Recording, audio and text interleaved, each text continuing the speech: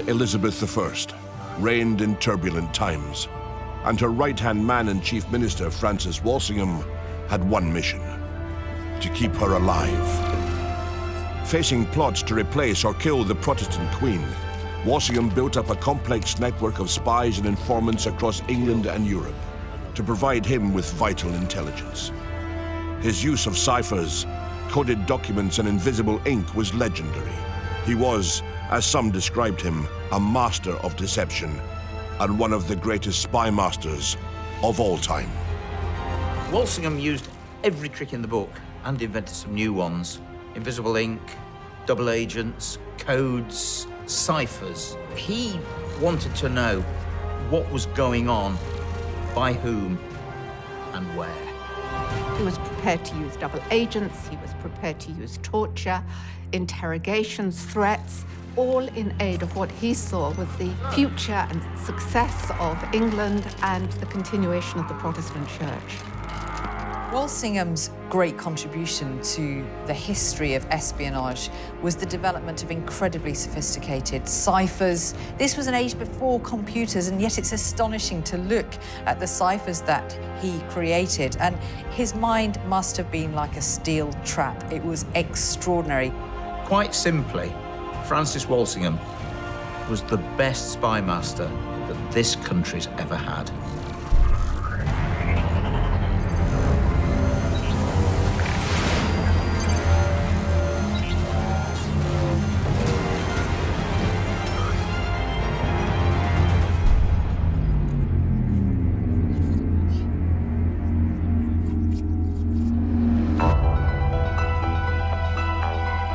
Born in 1532 in Chislehurst in Kent, Francis Walsingham studied at Cambridge University before enrolling as a solicitor at the Inns of Court.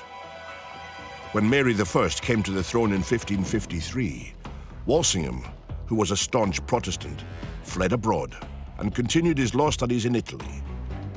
Queen Elizabeth's succession to the throne in 1558 meant that Walsingham could return to England, where he rose quickly through the ranks, eventually becoming her Secretary of State. Walsingham was quite a young man when he first came to serve Elizabeth I, and she was young herself. Their youth was certainly a factor that drew them together. And also, Elizabeth was very good at spotting potential. Walsingham didn't have a long track record of service at court, but she realised his intelligence and just his sophistication when it came to gathering evidence and information for her, and he soon became the linchpin of her court. One of the odd things about Walsingham is why he gets a top job in the first place, in a way that's quite rare for the early modern period. He goes from obscurity to prominence in just a few years, so the chemistry between Walsingham and Elizabeth must have been very good. I suspect that he's simply very loyal by nature. I suspect that she sensed this, and he seemed a good person to take on. But also, he's got a higher cause. He really is a Protestant fanatic. Walsingham had a lifelong, deep, abiding mistrust of Catholics because he'd been in Paris when the Catholics massacred Protestants in the most outrageously horrible fashion on St. Bartholomew's Day, and what he saw stayed with him. Now, this pathological hatred of Catholics, allied with his natural sort of geeky bent for codes and ciphers and intrigue, brought him into great prominence in Elizabeth's life, and actually, he saved her life on many occasions. The principal secretary, or Secretary of State, usually had responsibility for securing intelligence about what was happening abroad, what was happening internally that might threaten the Queen or previously the King. As principal secretary, therefore, Walsingham took on the role of gathering intelligence, analysing intelligence, and warning the Queen and other Privy Councillors about the dangers ahead. My lord, you must take this to Paris, to Roger Verney, It is for his eyes only. So, do you understand? Absolutely, my lord. Make all haste. Now, be gone. My lord.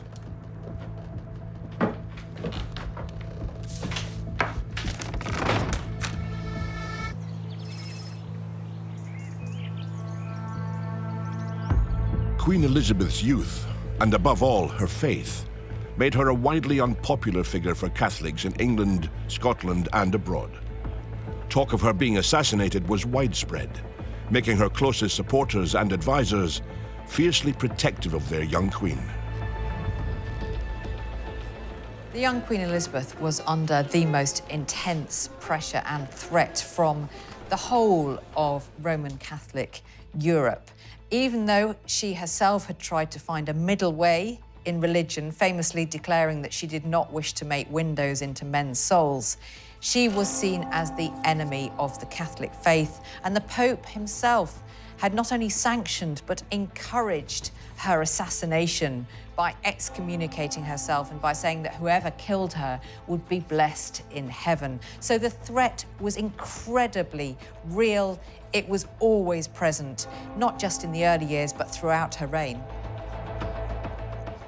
The threats against Elizabeth are very real indeed. This is the golden age of assassinations of royals.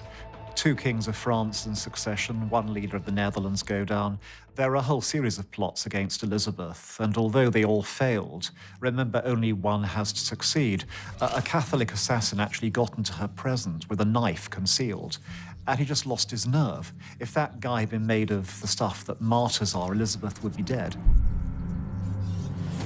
On one occasion, a man shot at her with a bow and arrow as she was in her barge. It was terrifying. He had come very, very close to ending the Queen's life, and there were many other such examples. So she lived in fear, but she was incredibly brave. It's a real illustration of just how brave, because she was determined to always show herself to her people. She was always on progress around the country. She liked the great court pageants. She wasn't going to hide away.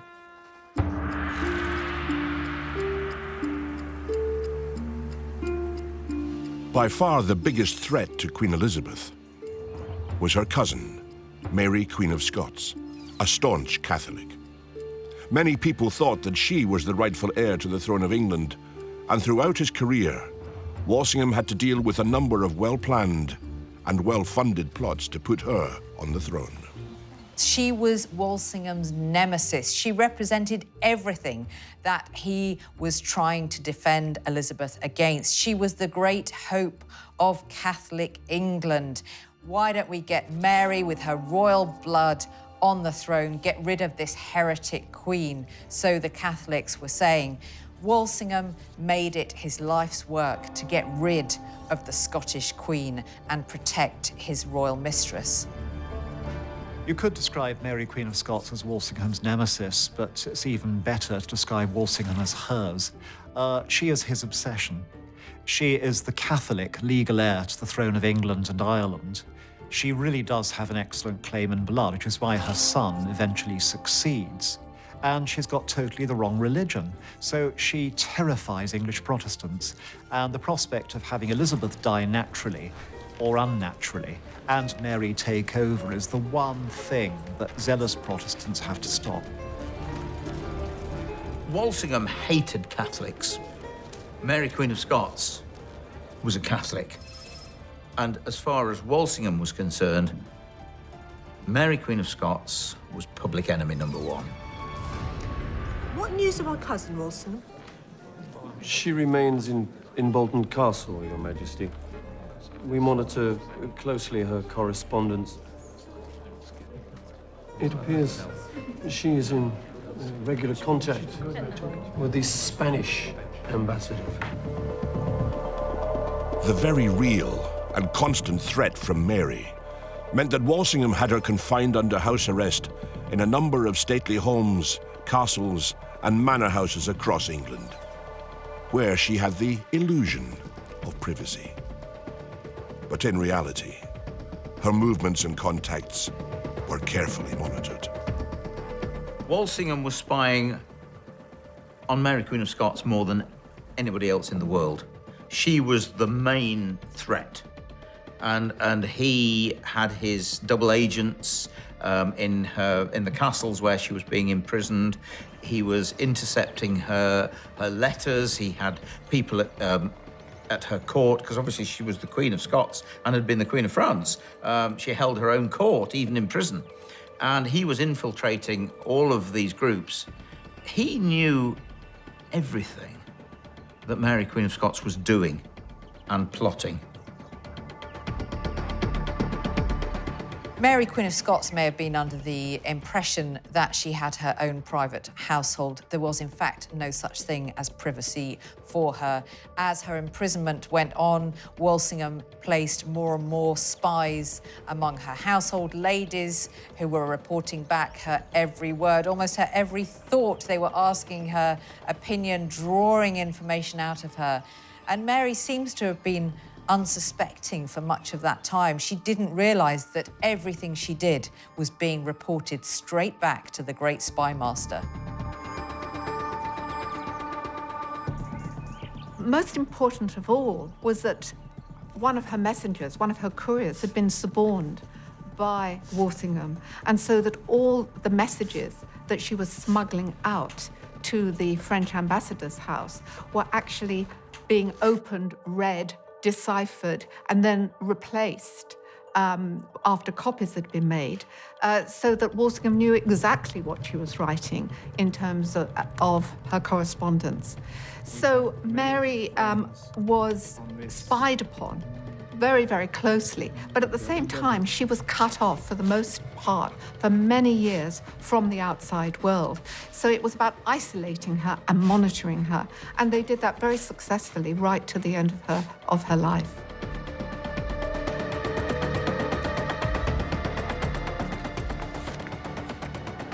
Bess!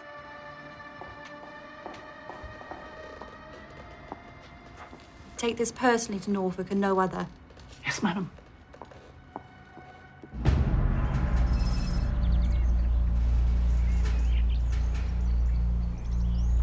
To counter the threats against the Queen and the throne of England, Walsingham developed and expanded the formidable spy and intelligence network that Thomas Cromwell, Henry VIII's First Minister, had set up. But his agents were more than just paid informants. They were carefully recruited and trained in how to break the different codes used by plotters in their correspondence, as well as the art of creating invisible ink documents. Tell me, Shivers, what do you see in this document? It's a Roman code, my lord. The Banijay Cipher, I believe. Well done. It is indeed. Oh. How does it work? In the manner of a knight in chess, my lord. 2 letters down and 1 across. Excellent, More. The cipher is revealed. Decoding is one of the great skills of the age. Breaking ciphers is a particular art which people learn and which they apply in government service. It's really very difficult because ciphers are supposed to be good. They aren't just symbols instead of words. They actually rearrange the orders of sentences and put in gobbledygook at times. So what you need is somebody who has this sort of Times crossword solving mentality, but simply loves a challenge like that. And Walsingham finds the perfect guy, Thomas Phillips, who remains his private secretary and is just an ace codebreaker. Walsingham and his number 2, Phillips, were particularly good at coding and decoding, and they recognized the importance of it. They used it a great deal themselves. They really specialized in it, and they had to do that because you can't send your message in plain handwriting if it might be uncovered accidentally. So various means were used. There was secret ink, there was concealment. You know, they're 2 slightly different things. And there was, what we've now come to call cryptology too, although that developed much more a bit later. What does this document say?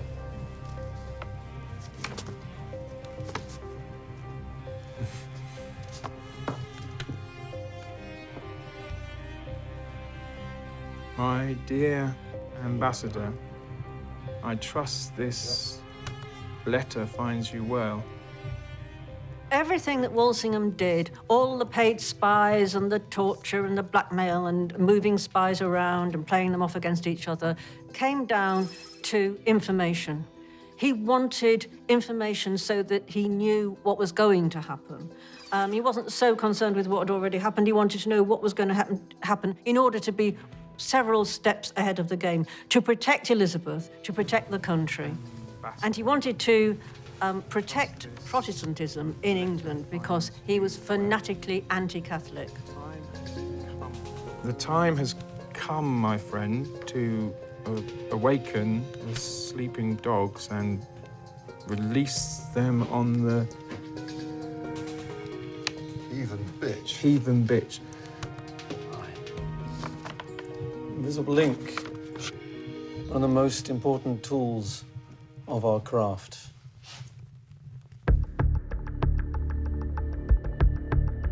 Dr. James Daybell from Plymouth University is an expert on codes and ciphers, as well as how to create and use invisible ink.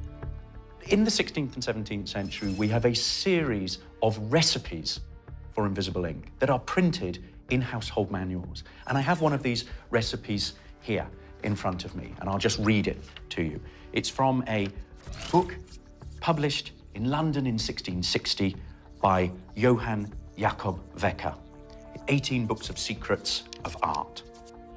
And it reads, if you write with juice of a lemon, orange, onion, or any sharp thing almost, if you heat it at the fire, their sharpness will presently discover them. And what I'm going to demonstrate now is how this would have been used at the time. I'm going to dip the biro head into the lemon, trying not to get any of the flesh of the lemon, and then I'm merely going to write on the page here. And you can just about make out the moisture, the liquid on the page. I'm going to write the word traitor. This would, of course, be much better if the ink were put into some kind of receptacle and I had a quill pen. Now, this would normally take several hours to dry. And what you would do when you were using invisible ink is you would have a sheet of paper, which may have a letter on it already, and then you could use the blank space of the manuscript page to write your invisible lemon juice message, or you could write it interlinearly. So you could write it in between the lines of the letter. What I will do now is I will demonstrate to you how you reveal the secret message in invisible ink. And I will do this first by lighting a candle. This is quite a delicate technique, because if you put the paper too close to the candle flame, you are quite likely to burn the paper. We'll give it a try and see how this works. So as you can see, what I'm going to do is I'm going to start moving the candle over the flame. And what should appear is a series of letters. I've got to try very hard not to burn this. As you can see, it's singeing slightly. But we can just about make out the letters as they appear.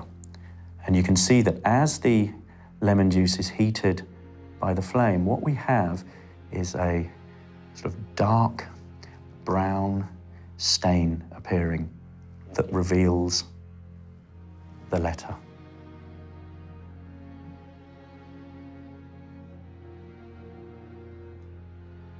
And there we are. We have the final reveal.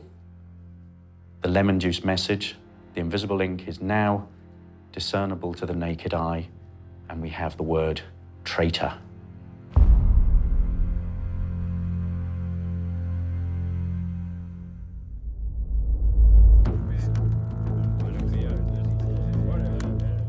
Walsingham's spy network was made up of a vast web of informants and agents that stretched right across Europe.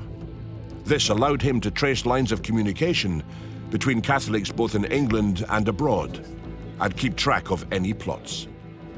Walsingham even established a spy school to provide formal training for recruits.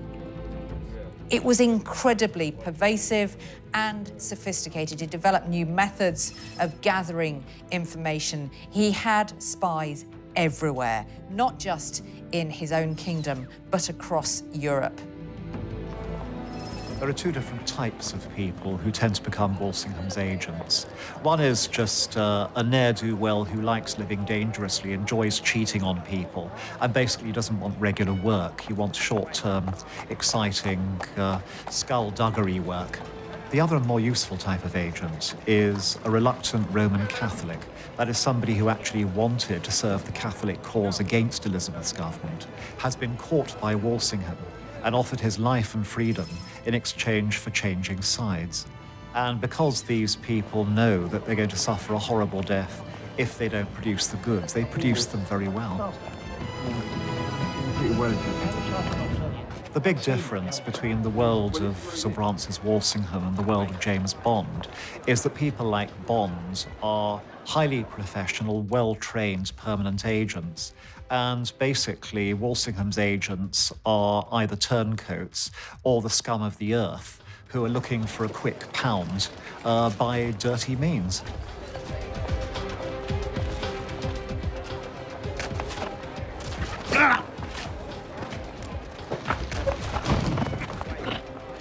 What is your business here, and what is your name?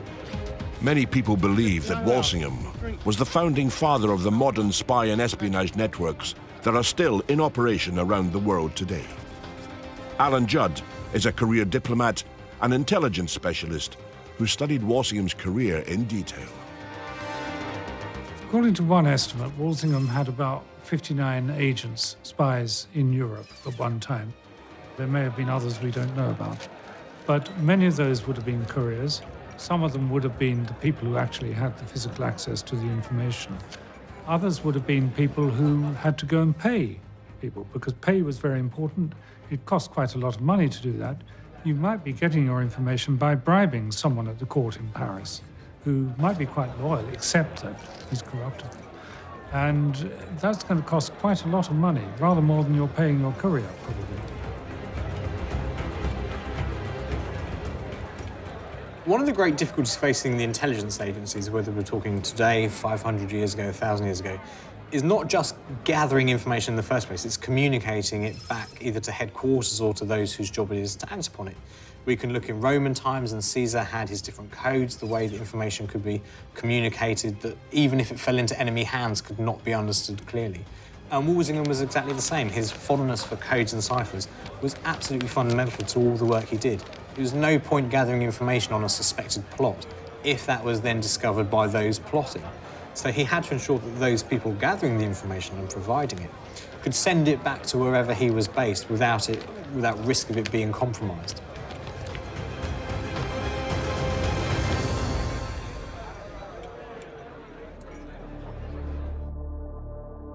Professor James Daybell from Plymouth University has analysed one of the actual ciphers used by Mary Queen of Scots in her secret correspondence.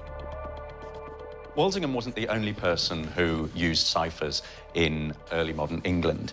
His arch nemesis, Mary Queen of Scots, also had a very complicated cipher system that she used. And in fact, her cipher secretary would encrypt her correspondence with her conspirators who were trying to place her on the throne. And what we have here is an example of the cipher alphabet that was probably captured by Walsingham and used as evidence during Mary's trial, and also used to decode the letters that she was sending to the conspirators who were trying to put her on the throne. And it has two main elements. And firstly, we can see at the top that it has an alphabet. So we have the letters A to Z over here, and what you would have is a series of symbols or numbers or other letters that would denote each of the letters of the alphabet. What is complex about this system is it's not just employing one standard alphabet, but it is what is called a polyalphabetical system. So it is using multiple alphabets. And what we can see is we in fact have 1, 2, 3, 4 different alphabetical systems that would be used interchangeably to make the letters even more difficult to crack. We then come down to these columns, and the word here is nulls. And these are essentially red herrings. They are red herrings that would be put in to confuse anyone who was trying to decrypt these letters through frequency analysis. These are basically meaningless. Then we come to a third element, which is the code words. And what you see is you have 1, 2, 3, 4, 5, 6 columns here, and a series of words, and in the column by the side of them, what we have is a series of symbols that you would put in place, you would substitute in place of those words in the letter. So for example, when Mary wanted to write a simple sentence, she would select one of these symbols to denote the words that we have in this column. So for example, she might want to say that the King of Spain, and she would use this symbol here, met the Earl of Sussex, using this symbol here, in Italy, she would use this symbol here, and spoke about Her Majesty, using this symbol here, and that he gave counsel to her, which is this symbol here, which she would use this. She would use this symbol here, which would use this symbol here. And so what you would effectively have is a random sentence made up of symbols that would be totally unintelligible to anyone who did not have this cipher alphabet. And it meant that Mary could correspond very, very secretly with those who were trying to put her on the throne and assassinate Elizabeth I. The fundamentals of spying haven't really changed throughout history because the fundamentals are us. They're human beings, human motivation. It's, often said to be the second oldest profession, and it's not changed very much, as I guess the first oldest profession, the most old profession probably hasn't. But the techniques, the means for transmitting information, those are what have changed significantly. Although the kind used in the Reformation, secret writing, secret messages, things put into barrels, and all that sort of thing, that continued well into the 20th century and may still be in operation now. I mean, I don't know how ISIL transmit their messages, but they're very alive to mobile phone interception. They probably use runners, and they would probably carry them in some coded form. Clever. Rather than doing one, yes, we use 3. Mary, Queen of Scots, was public enemy number 1 for Walsingham. To disrupt her life as much as possible, she was moved around from one residence to another. He also made sure to plant spies and informants among her personal staff, who reported her movements back to him. She, of course, had no idea about the level of scrutiny she was under. So when Walsingham discovered that she was corresponding with a group of Catholic plotters led by the young Anthony Babington, he seized his chance. The Babington Plot is part farce and part tragedy. It's a real plot by a bunch of silly young Catholic men, led by an exceptionally stupid young Catholic man called Anthony Babington. He's handsome, he's dashing, he's immensely popular, he's immensely rich, and he's immensely wild. And he gets the idea of murdering Elizabeth and putting Mary on the throne. What the plot serves to do is give Walsingham and his network a way of nailing Mary. Because having found out about the plotters through a double agent, Walsingham actually opens a channel of communication between the imprisoned Mary and the plotters, which he himself establishes through double agents, and he himself monitors. So it's the perfect entrapment scenario, and he perfectly traps Mary. Walsingham was using his double agents, a guy called Gifford and another one called Morgan, who basically came up with this ridiculous idea of letters going backwards and forwards from Babington to Mary, in beer barrels. Little did she know that the beer barrel was a device used by Walsingham so that she could send messages out that he could then unplug from the beer barrel, have deciphered, and then let her continue plotting until he got to the point where he could incriminate her in a conspiracy. The Babington conspiracy was effectively entrapment on Walsingham's part. He wanted to bide his time, give Mary enough rope to effectively hang herself, and that's exactly what he did. He was a patient man, and while those around him were urging him to bring the conspiracy to a conclusion, he wanted more. He wanted more direct evidence. It wasn't enough that Mary was receiving these letters from the conspirators.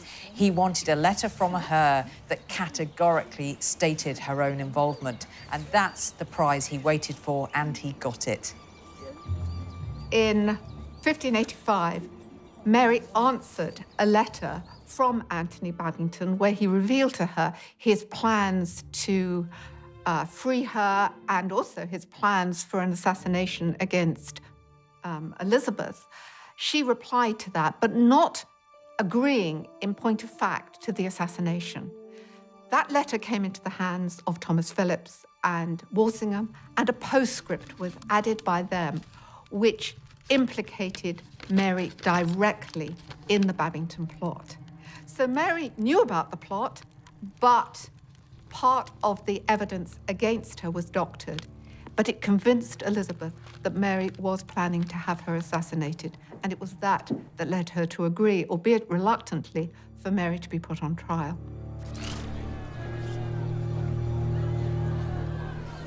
This is a document from the National Archives that we know as the Babington cipher. This was the cipher alphabet that Anthony Babington, the Catholic conspirator, used in correspondence with Mary, Queen of Scots.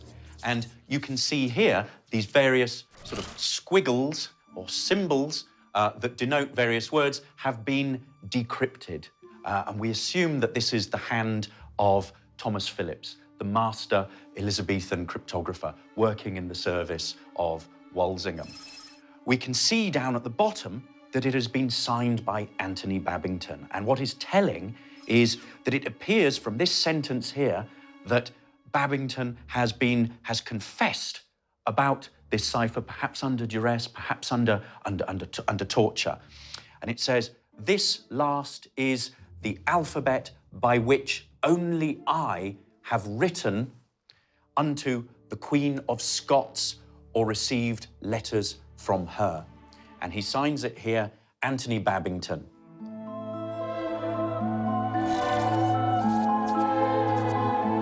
Now in possession of written evidence that connected Mary to a plot to assassinate Queen Elizabeth, Walsingham moved quickly to seal her fate. Walsingham had no hesitation. When he had this letter from Mary, Queen of Scots, he had in front of him in black and white, she was plotting to kill Elizabeth. He confidently went to Elizabeth, who famously prevaricated when it came to dealing with the Queen of Scots, but surely now she had to do something. No.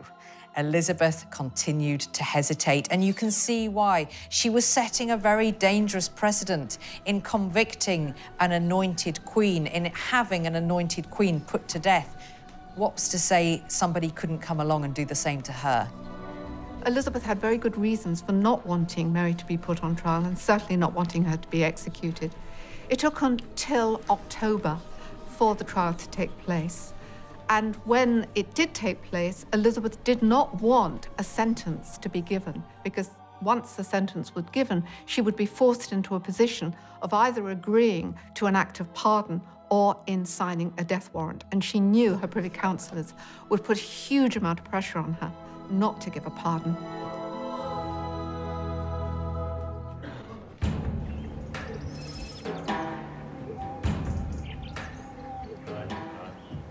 The Queen refuses to sign her death warrant. The longer she lives, the greater the threat. So, then we must act for her, on her behalf, in her own interests. Gentlemen, I have here a document that will see an end to all this. It already has 4 signatures. I need but 2 more. Edmund.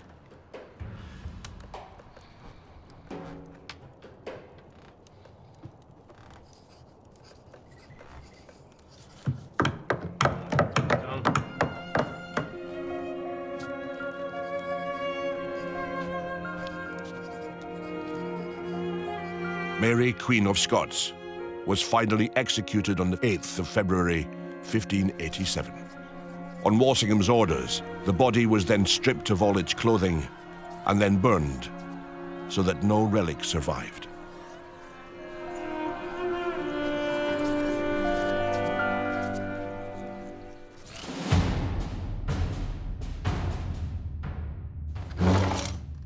It's February the 8th, 1587.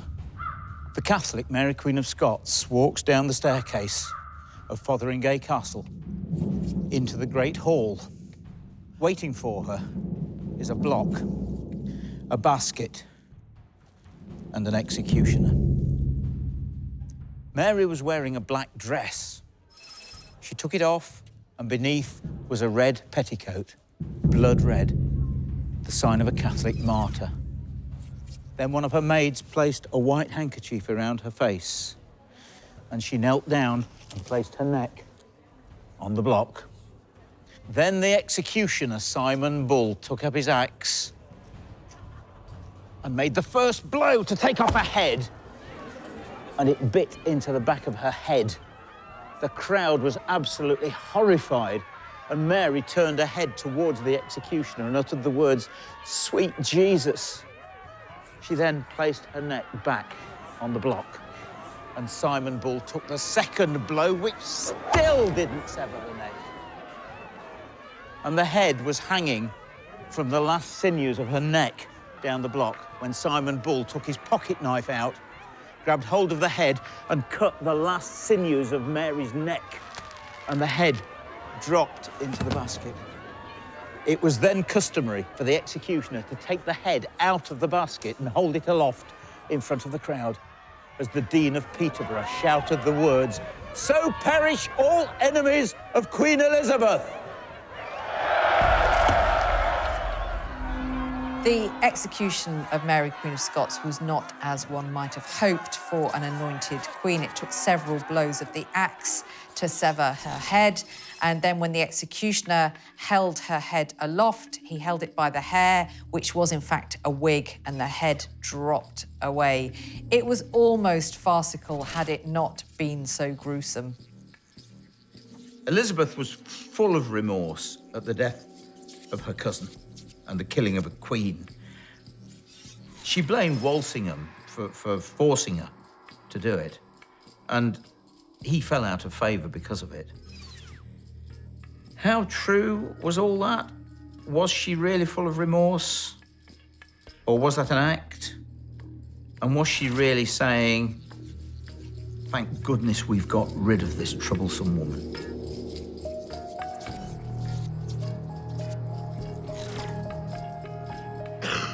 The great Spymaster remained out of royal favour until his death in 1590.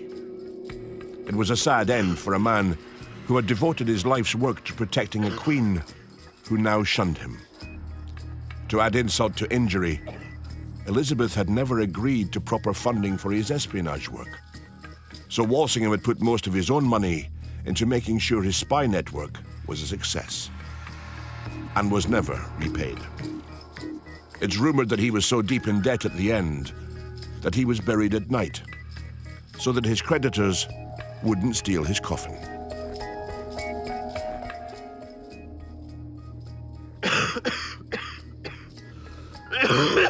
The man that saved the life of the Queen, kept her on the throne for the best part of 60 years, defeated all of the Catholic plots to assassinate her and invade England.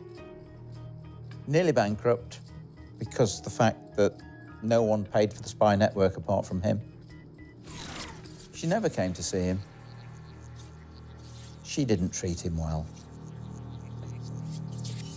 The reality of Elizabeth's relationship with Walsingham was that she was grateful for the efficiency of the work that he did, the service that he would give her in the hard work that he put in, but she was also suspicious of him. She believed that he was too Protestant for her good, and that sometimes his loyalties went beyond his loyalty to her as a monarch and went to Protestants who were overseas and to the Protestant church in general in a way that she didn't fully approve of.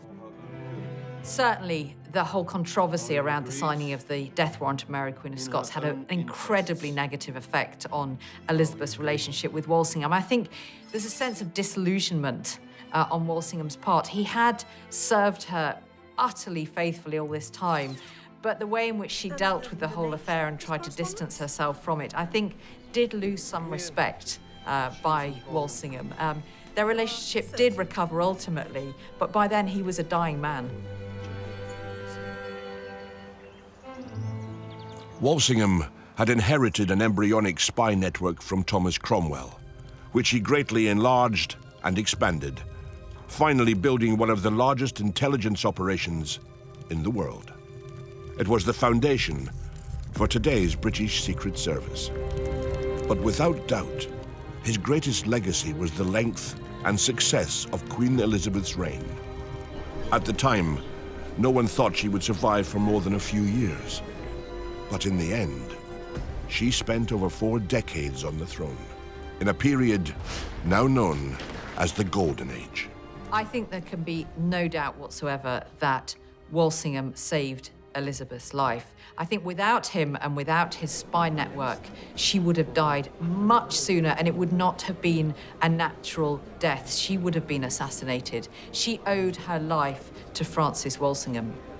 The real achievement of Walsingham and his spy network is to change British history by destroying Mary, Queen of Scots, who is the legal heir to the English throne and the lost Catholic heir for 100 years. He could be seen quite legitimately, I think, as in some ways the founder of what might be seen as the modern Secret Service. He used the intelligence devices of the CIA today, for example, or MI6 or MI5, in a way that was appropriate to the Elizabethan period. Quite simply, Francis Walsingham was the best spymaster that this country's ever had.